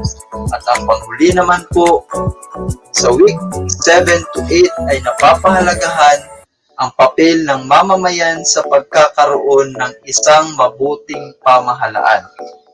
So, yun lamang po at maraming salamat.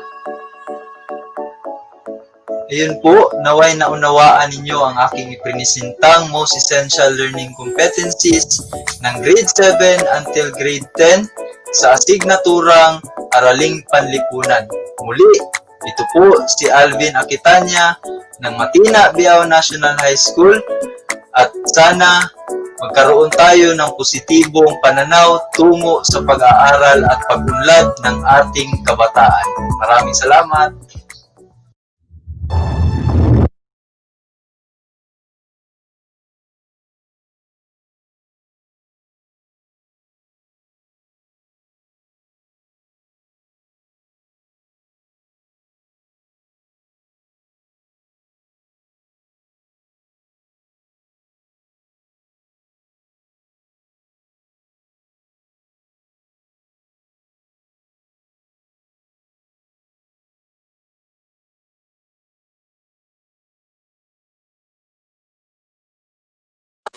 Magandang araw at magandang buhay sa ating lahat.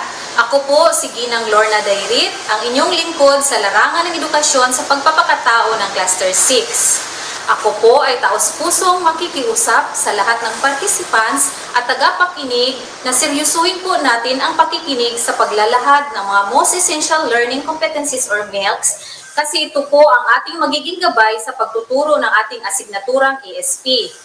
Ang ating departamento ay nakakuha po ng magaling na tagapaglahad sa pamagitan ng ating supervisor na si PSDS Dr. Lydia V. Ampo sa katauhan ni Madam Luisita Peralta, isang senior program specialist from the Bureau of Curriculum Development, DepEd Central Office. Tunghayan po natin ang kanyang pagbabahagi ng mga most essential learning competencies ng edukasyon sa pagpapakatao.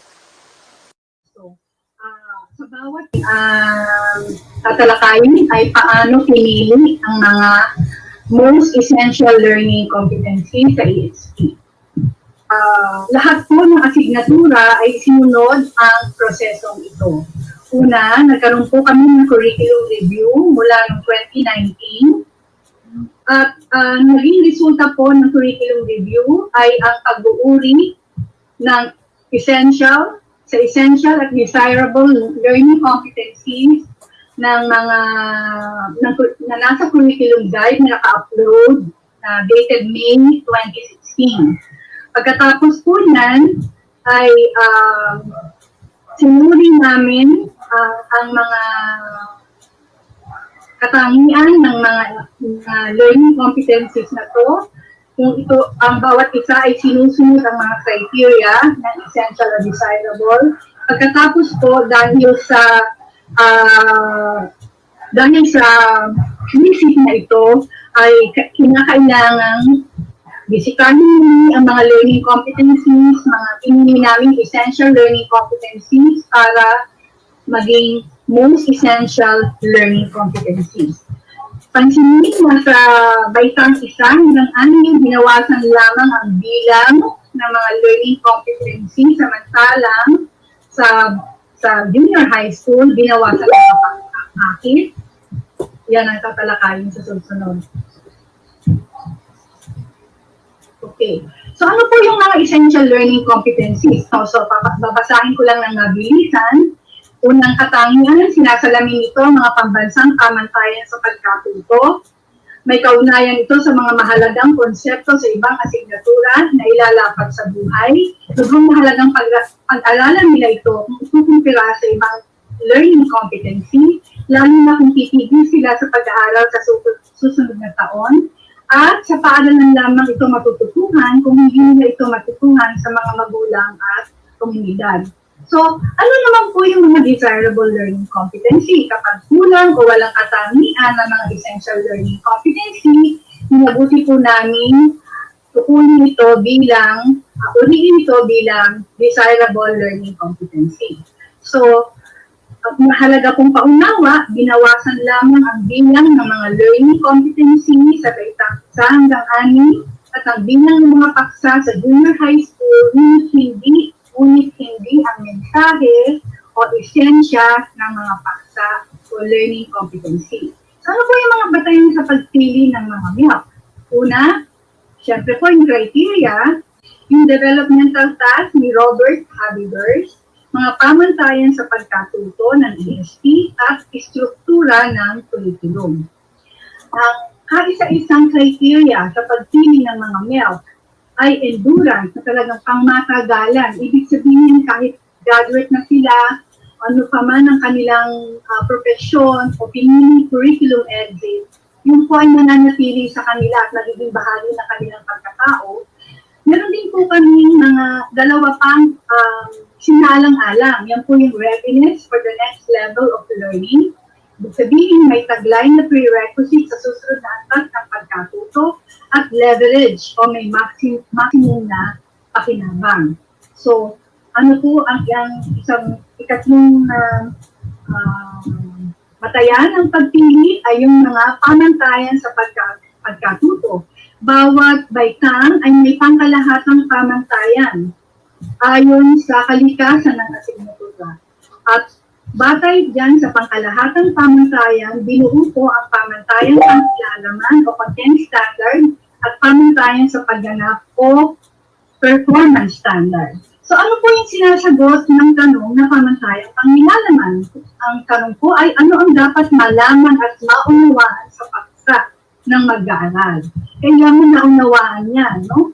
Ang paksang yun. So, paano natin malalaman na naunawaan yun? Kailangan may maipakita siyang patunay o ebidensya ng pag-unawa gamit ang produkto, tangible output, o pagpapamalas ng mga kasanayan or demonstration of skills.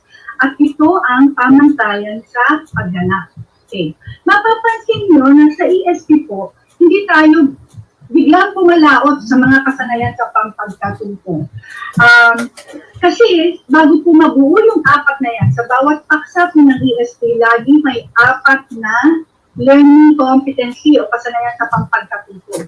Ano po ang nagdikta o nag-drive o naggabay dun sa 3 sa 4 na yun? Yun po yung ikatlong learning competency at yan po ang nandun po nakapaloob sa ikatlong learning competency ang batayang konsepto o essential understanding. Napakahalaga na maunawaan nila yung kahalagahan ng bawat paksa. No? Hindi lamang kailangan ay gagawa sila ng activity o malalaman nila ang isang pagpapahalaga, pero bakit? Ano ang epekto nito sa pagkatao nila? Okay?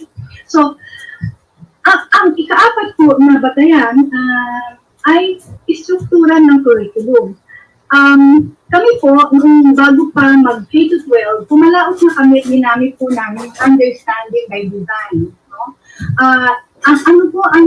Itong modelo ng curriculum na to ay pinauunawa sa lahat, no? Lalo na sa mga guro at sa inyong mga taga-masid, na mahalaga na maunawaan ng mga bata ano yung pinakamahalagang esensya ng content. Bago po tayo pumili ng mga gawain o ano paman, ang gawain ay means to an end lamang. Dapat alam ng mga bata anong expert system of knowledge na dapat manatili sa kanila even beyond high school. So, ngayon, sa baitang 1 to 6 ay hindi po ganun kadirekta binanggit na mga batayang konsepto. Kaya po itong hamon ito sa inyong mga taga-masid, sa paggabay nyo sa inyong guro, at lang din ang mga guro mismo sa kanilang pagtuturo. No? So, halimbawa po sa baitang 1, no, sa unang baitang, ito po yung halimbawa ng isang learning competency na sasabi na nakatutulong sa paglinang ng sariling kakayahan ang wastong pangangalaga sa sarili. So dito po sa font na may kulay, ito na po yung batayang konsepto. Sinasabi natin sa bata na mahalagang alagaan nila yung kanilang sarili para makamit nila yung kanilang tungunin ng kanilang mga pangarap. So, sa bawat baitang ko, mula ika-7 hanggang ika-10, meron pong 16 na paksa. Okay? So sa bawat paksa po niyan, mayroong 4 na uri, iba't ibang uri ng kasanayan. No? Batay sa 6 na kasanayan sa cognitive process dimensions na nakapaloob sa DepEd Order number 8. Okay? Now, ano po itong 4 na competencies na to mula grade 7 hanggang 10? So, sumungo tayo dito po sa ikatlo. No? Ito yung una namin binubuo. Ang iba sa inyo dyan, alam ko, merong 2 o 3 supervisor na kasama namin nagbuo ng curriculum na to. No? So yung ikatlo ang pinakamahalaga dahil dito nakapaloob ang batayang konsepto. Ano ang pinakamahalagang mensahe na dapat maunawaan ng mag-aaral? Halimbawa sa paksa ng isip at kilos loob, anong dapat take away nila para ano man ang gawin nila pag naalala nila yun? Patungo sa katotohanan at kabutihan ng lahat. So doon napakadaling sabihin po. Ano? So ang nililin ng nakasanayan nito ay comprehension and synthesis sa dating Bloom's taxonomy. Pagkatapos kung nabuo yung ikatlo, tungo tayo sa ika-4. Anong katunayan o patunay na naunawaan niya yung batayang konsepto, pinakamahalagang mensahe? Dapat po ay ano ang dapat maipamalas ng mag-aaral bilang patunay ng pag-unawa. Ano dapat niyang isagawa o ano dapat niyang gawin. Pagkatapos pag nabuo na yung ikatlo at ika-4 ay ano naman ang kaalaman na kailangan upang maipamalas ng mag-aaral ang pag-unawa. So mahihimay po itong batayang konsepto, tatanungin ng guro at ng curriculum writer, instructional materials writer, ano dapat niyang knowledge o kaalaman, no? Na dapat niyang matandaan tungkol sa paksang ito. And finally, yung ikalawa, yung huli talagang sinusulat at mapanghamon, no, na isulat ito, anong kasanayan ang dapat na ipamalas tungo sa pag-unawa. At dito po ang tatlong Bloom's taxonomy skills in comprehension, analysis, at evaluation. Okay. Ito po ay mabilis kong tatalakayin, although nandun na nakapaloob po ito sa mga module na binuo namin sa Bureau of Curriculum Development, sa ESP. No? So, anong katangian ng batayang konsepto, essential understanding? Tandaan niyo lang yung EDUC na acronym. No? E stands for endurance. So, ito po talaga ay tugma doon sa MELC criterion. Sa batayang konsepto pa lang, endurance, pang matagalan o panghabang buhay. Kailangan na mag-aaral ang LC na ito kahit tapos siya sa pag-aaral. Mailalapat na ito sa mga konkretong sitwasyon ng buhay sa namang profesyon o curriculum ethic na pipiliin niya. Hindi ito maaaring maanod sa pagbabago ng panahon. Ano naman yung D o discipline base? Batay sa mga disiplina sa 2 batayang disiplina ng ESP. Nakaangkla mga batayang konsepto sa etika at career guidance. Ang expert system of knowledge na itinahayag nito ay nangangailangan ng matibay na batayan mula sa malalim na pag-aaral o pag-sisig. Ibig sabihin po, yung mga batayang konsepto ay hindi opinion lamang o pseudo-truth. Ito po talaga ay talagang pinag-isipan at ini-research at binet at tinignan ng consultants namin, na philosophy professors po. And then, yung ikatlo, needs and coverage. May nakapaloob na mga konsepto. Ibig sabihin, malaki pa siya na pwede pa siyang himay-himayin. Kaya, mula sa batayang konsepto to third competency, nahugot po namin yung una at ikalawang learning competency. And finally, potentially engaging, mapupukang nitong interest, atensyon, at pakikilahok ng mga mag-aaral. Tulad ng binanggit ko kanina, mayroong 16 na paksa sa bawat baitang sa junior high school. At sa ika-10 baitang, narito ang paglatag ng mga pag-uuri na ginawa namin. No? Kung matatandaan nyo, dun sa matrix ng mga tema, sa bawat baitang, mula ika-7 hanggang ika-10, ay ang una at ikalawang nagkahan sa junior high school ay nakatuon sa mga foundation topics, no? Na nakaangkla sa content standard. Okay. Yung ikatlo sa bawat baitang ay sa ikatlong nagkahan sa bawat baitang nakatuon sa mga pagpapahalaga na dapat linangin sa baitang ayon sa tema nito. Samantalang yung ika-4 na markahan, nakatukoy ito sa pagpapasyang moral. No? So dito sa ika-10 baitang, napakahalaga nito kasi nakatuon to sa mga isyong moral. Now, ang unang paksa, isip at kilos loob, meron siyang 4 na learning competency. Lahat nito ay pinanatili. Bakit? Dahil kailangan sa pagpapasyang moral at pangmatagalan. Halimbawa, yung ikatlo, dapat ito ikatlo, no? Napatutunayan na ang isip at kilos loob ay ginagamit para lamang sa paghahanap ng katotohanan at sa paglilingkod pagmamahal. Yan po ay pinanatili namin. Makikita nyo sa ika-4 na hanay, no? Na yun pa rin ang learning competencies tulad ng kasama nitong tatlo. Ngayon, ikalawang paksa, pagtubog ng konsensya batay sa likas na batas moral, muli ang 4 na learning competencies nun ay pinanatili. Yung ika-anim na ito, yung pagtubog ng konsensya batay sa likas na batas moral, ay pinanatili rin ito, no? Ganon din yung ikatlo. So, halimbawa, sa ikatlo, yung 4 na learning competencies tungkol sa kalayaan, yung ikatlong LC na patutunayan na ang tunay na kalayaan ay ang kakayahang tumugon sa tawag ng pagmamahal at paglilingkod. So, lahat po niyan, yung ikatlo at saka yung kasama niya pa iba ay lahat pinanatili dahil kailangan sa pagpapasyang moral at tumutugon sa pangmatagalan na criteria. Yung ika-4 na paksa, paghubog ng konsensya batay sa likas na batas moral, lahat po ay pinanatili. Sa ikalawang markahan naman, nakatuon to sa makataong kilos. So, yung unang paksa, ang pagkukusa ng makataong kilos, at ang ikalawang paksa, mga salik na nakakaapekto sa pananagutan ng tao sa kahinatnan ng kilos at pasya, lahat po yan ay pinanatili.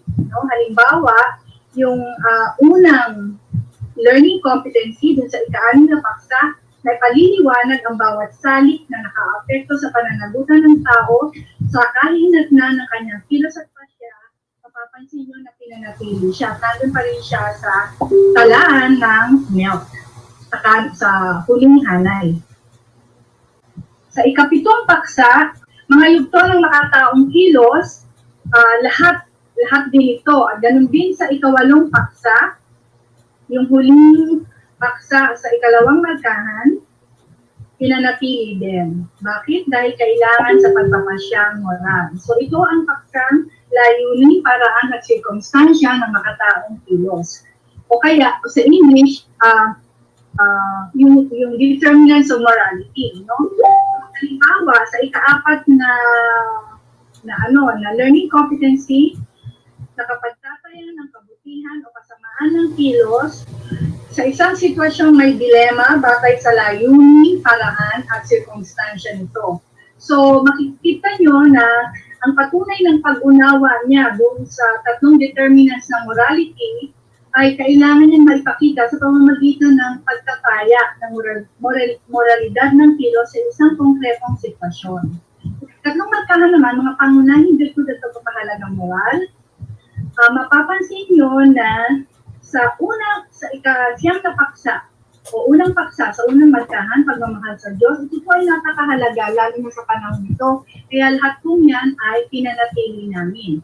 Halimbawa, sa LC, yung ika-4, yung application o yung ebidensya ng pag-unawa na kagagawa ng angkop na kilos upang mapaunlad ang pagmamahal sa Diyos. Kahit hindi binanggit dito yung pagmamahal sa kapwa, ito ay naipakita na, lalo na sa panahon ng pandemya, na pinapakita ng ating mga frontliners. No? Ngayon, yung ika-10, mapapansin nyo, ay isinantabi. Bakit? Kasi po, ito ay tatandaan na yung ika-3 markahan, nakatuon ito sa mga pangunahing virtud o pagpapahalagang moral. At ang ika-4 ay tungkol sa mga isyong moral.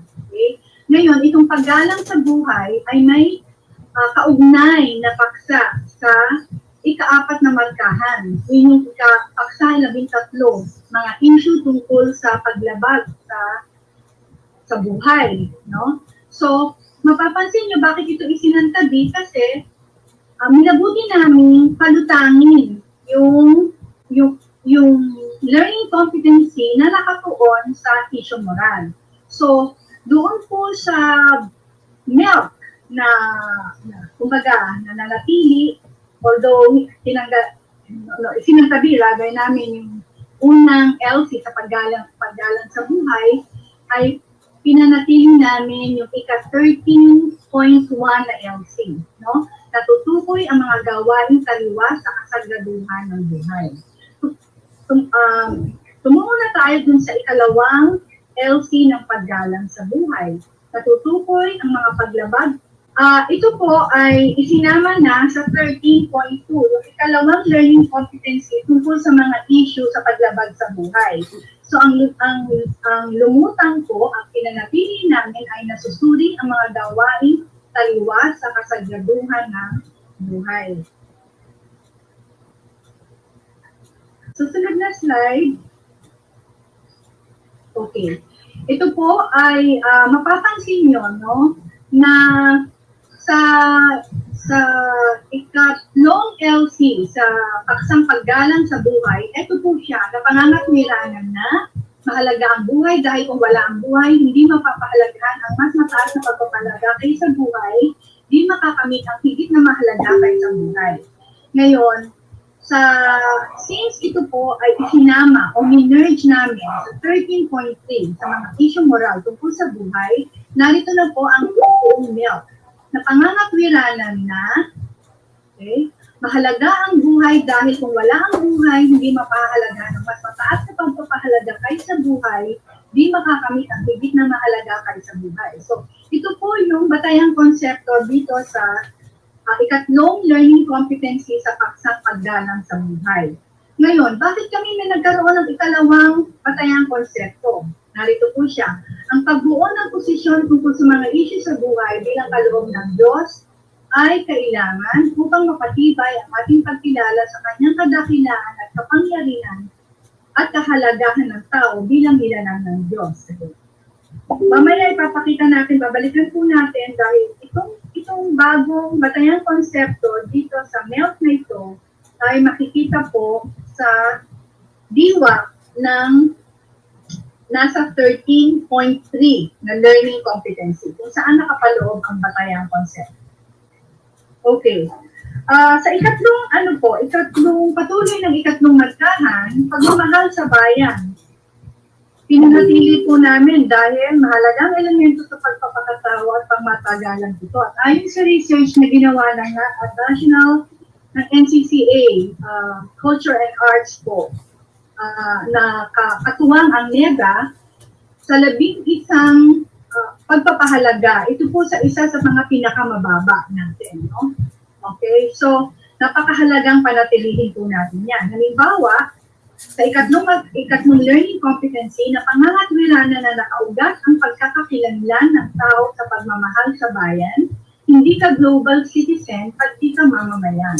At mapapansin nyo po na pinanatili namin yan. Ganon din ang ika-apat na LC nito, nakagagawa ng ang kilos upang maipamana ang pagmamahal sa bayan. Ngayon, ito po yung pangalawang tandem o pair ng paksa na pinagsama namin, no? So, yung pangangalaga sa kalikasan, nasa ikatlong markahan, at yung mga issue tungkol sa kalikasan at paggamit ng kapangyarihan na nasa ika-apat na markahan. Okay. So, pansinin niyo po dito, sa unang markahan, ay sa unang hanay, na ang unang learning competency po ay nakapagpapaliwanag ng kahalagahan ng pangangalaga sa kalikasan. Bakit? Kasi po nakatuon ito sa mga pagpapahalaga at virtud na nakatuon sa tema ng ika-10 baitang. Pero dito po, bakit naging natutukoy ang mga issue tungkol sa paggamit ng kapangyarihan ng pangangalaga sa kalikasan? Kasi nga, pinagsama o minerge po ang isang paksa tungkol sa kalikasan sa ikatlong markahan at isa pang paksa na kaugnay sa ika-apat na markahan. Sa pagitan po ng mga pagpapahalaga, mga pag-unawa sa pagpapahalaga at mga issue, mas mahalaga po yung mga issue dahil gagamitin din nila ang mga kaalaman nila sa mga pagpapahalaga sa pagresolba ng isyuhan. Kaya yun po ang nanatili na milk.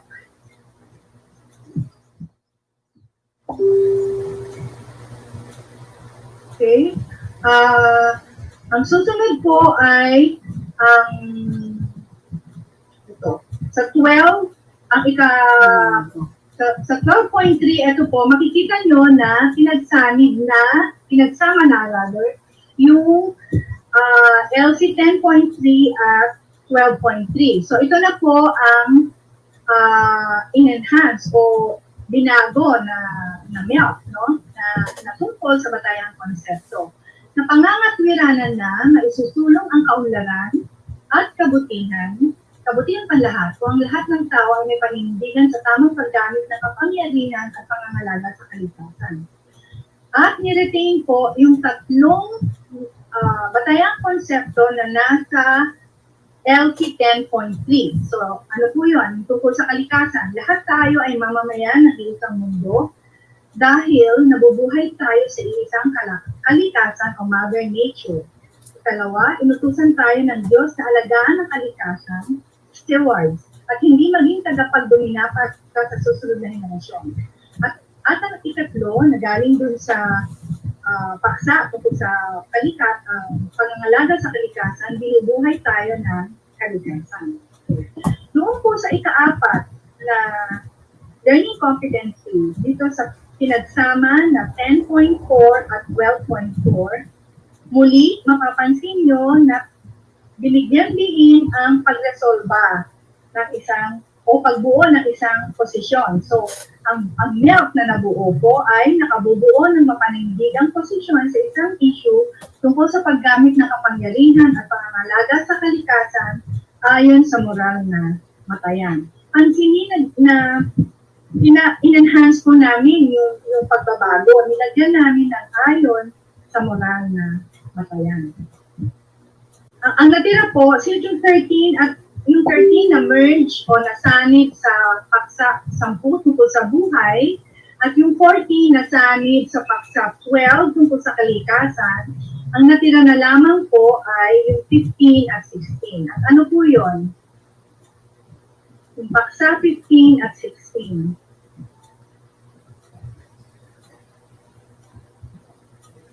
Paninindigan yung ika-15 paksa po, paninindigan tungkol sa pangangalaga ng sarili laban sa pang-aabusong sexual, tungo sa maayos na pagtingin sa sarili at pagtataguyod ng dignidad ng tao. Yan po, lahat po niyan ay pinanatili. At lahat ng learning competency sa paksang yan ay pinanatili dahil mahalaga sa pagpapasyang moral at nakakamit ang kriteria na pangmatagalan. And finally, paninindigan para sa katotohanan. So lahat po ng paksang yan, rather ng learning competency, sa paksang to ay pinanatili. Halimbawa, yung ikalawa, nasusuri ang mga issue may kinalaman sa kawalan ng paggalang sa katotohanan. Mapapansin nyo na yun pa rin, no? Pinanatili pa rin yun. Hanggang sa uli, yung ika-4, na ebidensya ng pag-unawa sa LC na ikatlo na napatutunayan ang pagiging mulat sa mga issue tungkol sa kawalan ng paggalang sa katotohanan.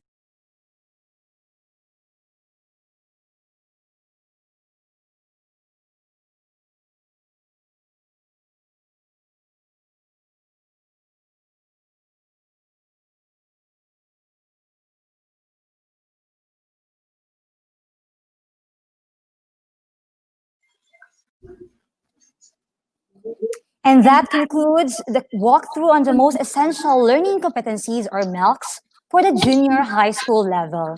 Thank you, Sir Alvin Akitania of Matina Bial for the Araling Panlipunan MELCs presentation, and of course, Ma'am Lorna Dayrit for the ESP from Mintal Comprehensive High School. That's right. Yeah. For sure, our participants and our speakers have exerted a lot of effort to prepare the simulation videos. All right, so we have on screen one of our speakers for this afternoon. So let us welcome once again Ma'am Lorna Dairi.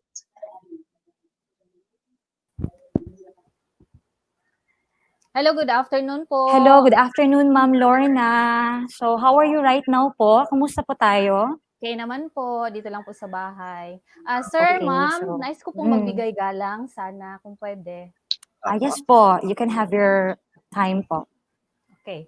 To our dynamic SDS Dr. Rinaldo Guiliana, CISO 5, sir. To our energetic cluster head, PSDS Dr. Junito Ogalan, sir. To our division ASP consultant, PSDS Dr. Lydia V. Ampo, ma'am. To my amiable principal, Dr. Leah M. Camilotes, ma'am. To our ASP subject cluster consultant, Mr. Judivin Abadia, sir. At sa lahat ng mga principal at mga guro na nanonood, magandang hapon po sa inyong lahat at maraming salamat po. At lubos po akong nagpapasalamat kay Ma'am Luisita Peralta sa kanyang panahon at oras upang maibahagi sa atin ang mga most essential learning competencies ng edukasyon sa pagpapakatao po. Maraming salamat po, ma'am. All right, Ma'am Lorna. So siguro I would just like to raise a question or a concern kasi po kung sa TLE mas naging challenging ang pagtuturo because we are teaching skills. I suppose sa ESP mas nagiging challenging ang roles ng mga teachers ngayon because we are teaching values. So what can you say po to our values educators, teachers out there, ma'am? Okay po, sir. Gaya ng sinabi ni Ma'am Luisita po, endurance po, yung pangmatagalan po. Dapat po nanatili po ang ating pagtuturo, yung mga pinaka-essential po na dapat pangmatagalan po ito. Ika nga, endurance po. Okay? Alam naman ng mga guro yan, especially sa edukasyon sa pagpapakatao. We are touching lives. Yes po, sir. All right, thank you, Ma'am Lorna. How about you, Ma'am Thank you, Ma'am Lucille? Lorn. Okay, so since you've made mention about the challenging part sa ating pagtuturo, how about naman, ma'am, yung paggawa natin ng instructional materials for the MELCs? So, what was your personal, siguro, ma'am, na ma-share na advices or tips sa kapwa mo na teacher sa ESP? Opo. Gamitin lang po natin gabay yung mga most essential learning competencies kasi yun po ang magli-lead sa atin kung paano tayo gagawa ng mga ituturo natin sa pang-araw-araw natin. Yun lang po, ma'am. All right. So, Yes, ma'am. so Thank you once so much, again, ma'am. that has been Ma'am Lorna A. Dairit for the ESP subject. Maraming salamat po. Okay, maraming salamat Thank you so din. much, ma'am. Any words that you would like to share to our audience right now or teachers in the cluster 6? Anything, ma'am, that you would like to share or baka you want to shout out po? Okay, shout out po sa mga guro, especially sa mga ESP teachers ng Cluster 6. Ang dami na pong message po na meron na ba tayong mga ganito-ganyan, mga gamit po, pangturo. Meron na po tayo. Wait lang po at ibibigay ko sa inyo. Pero hindi po lahat dumating. Meron pa kaming pa po daw, sabi ng ating division ESP consultant na si Ma'am Lydia. So, meron ng iba. So, ibibigay ko na ito after sa webinar po natin. Magpatawag lang po ako ng meeting po sa mga coordinator sa Cluster 6 po. Maraming salamat, ma'am. Thank you so much for the time and preparation that you've rendered to this webinar. Thank you so much po. So, may mga questions pa ba from the audience right now? Ay, wala na. Huwag na. Okay, so since there are no more questions on the list, I suppose the presentation was sufficient and comprehensive to provide our participants or teachers a clear picture or even refresh us or review as to the competencies for the school year 2020 to 2021. Yes, ma'am. So I suppose instead of the open forum, we can provide time to hear the shout outs coming from our training participants. So we have one here from Ma'am Cassette Navales. Congratulations, Ma'am Lorna Dairi. So very active po si Ma'am Cassette. Also, we have Ma'am Lilibet Corpus Bumanglag. So, ang sabi po niya, good afternoon everyone. God bless. So, energetic siguro si Ma'am ngayon. All right, we have from Ariel Dango. Oh my goodness. Hi, Sir Kim. Ikaw na ang bagong lodi ko. So, thank you, Sir Ariel. Baka kilala mo, sir. Kilala mo ba yun, sir? Hindi rin. Sige. Okay, sige. So now we have Ma'am Marilu Bukog. Okay, so sabi niya, good afternoon po from Ohilay National High School. Okay, we also have here from Ma'am Flora May Filiogan. Thank you, Ma'am Dairit. So, salamat po. So also we have Ma'am Glendil Bacus Penpenya. So she's from Mental Comprehensive High School. So ang sabi niya, congratulations sa lahat ng speaker today. God bless po. Okay. All right, so I suppose that's it for our shout outs for today. Surely the videos that we have presented have been helpful to help prepare our teachers for the upcoming opening of classes this August 24. So before we end our session today, please don't forget to access your daily evaluation because these ratings and suggestions will serve as or will be used for the betterment and for the future trainings to be initiated by the Cluster 6. And also, your responses in the daily attendance and evaluation will be the basis for the distribution of your training certificates. Okay, so Sir Kim, well, that concludes our afternoon session for the walkthrough on the most essential learning competencies or MELCs of the junior high school level. Indeed, education is the key for the generations of Filipinos to become full-fledged, productive members of society. This is why we should be looking at how the nation will go back to school this coming August. We are beset by challenges as we come closer to that day, but by embracing the challenges of the new normal, coupled with determination and passion, surely we can just make it. So, see you tomorrow for another productive day in the day 3 of our Cluster 6 Training of Trainers. So once again, congratulations to everyone. And I am your host. We are your host for this event. So I'm Maria Lucille Mejias from Mintal Comprehensive High School. And I am Kim Ravida of Dubuque National High School. See you See you tomorrow. tomorrow and have have a a great great day. God bless.